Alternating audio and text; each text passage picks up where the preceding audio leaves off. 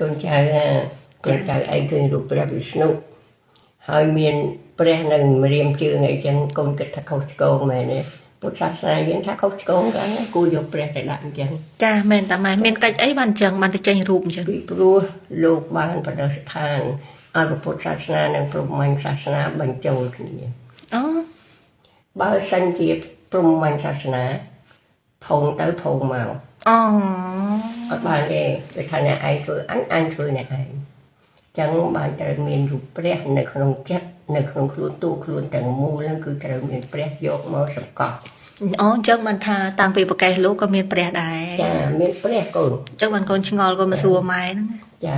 មិនមែនលោកបដិស្ថានមកហ្នឹងអត្តន័យថាមើងងាយព្រះពុទ្ធនោះទេណាកុំច្រឡំណាកូនណាមិនមែនទេគឺយកព្រះមកដាក់ពេញខ្លួន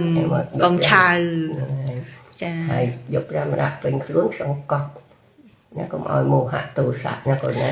នេះជាអត្តន័យនៃព្រះវិស្ណុអញ្ចឹងមិនឃើញលោកស្រស់ញឹមម៉េចប្រភពលោកស្រស់ព្រមប្រៃនេះកូនណាចាខ្លួនឯងគិតមើលទៅចាចំនៅរឿងមួយទៀត